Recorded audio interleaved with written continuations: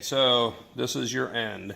You can take your wire strippers and you barely need to score it at all. Just barely cut it at all. I take the end like that and I can usually use my thumb and pull it off. Make sure you're using a little non-cutting little piece right there at the end, that little spot. So I grab that like that and pulled it off. So then there'll probably be this little hair. I just hold that with one hand, cut the hair off with the snips, with the wire cutters.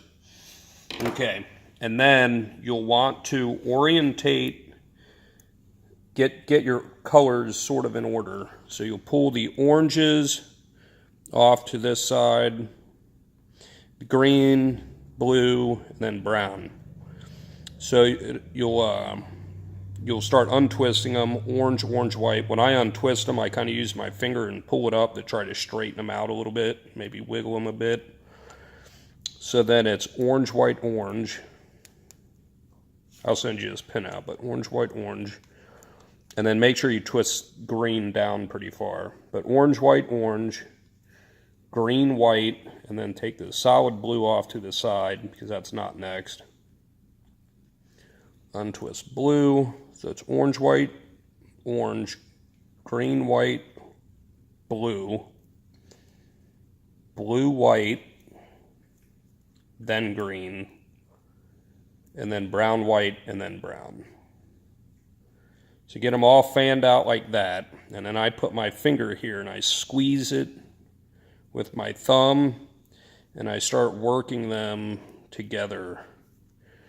And I just squeeze real hard with your thumb to keep them from getting out of order, and just kind of wiggle it like that, and it should bring them all together. Pinch it with this thumb, pinch it down, and then compare. So it should be orange, white, orange, green, white, blue, blue, white, green, brown, white, brown. Once you have it good, you'll want to have, I don't know, a good ½ inch, maybe a little more, maybe 3/4 of an inch at the top. Use your thumb and your index finger to keep it all in place. Once you have that, take your wire cutters across the top and cut it flush. Now once you have that done, don't let go after you cut. Yeah, don't let go. Keep your thumb in there. Now you'll take your connector and you'll kind of push the wires in the little hole there, but sort of push it down that way in there. Not real hard, but you want to keep them from spreading out and push them in. And the connector, you'll see the little grooves. It should be one wire for each groove. Push it all the way through, and then you'll have the wires come out the end. Compare and make sure they got through correct. Orange, white, orange, green, white, blue, blue, white, green, brown, white, brown. Once it's all there, your casing should be in pretty far. You don't need to jam it in there too far, but just, push it so it's snug. You'll get everything in there. And then you'll just take your crimp tool with all this. You don't have to worry about that. Start pushing it in here, and then look at this side, and you'll sort of have to guide the wires out through the hole in the back.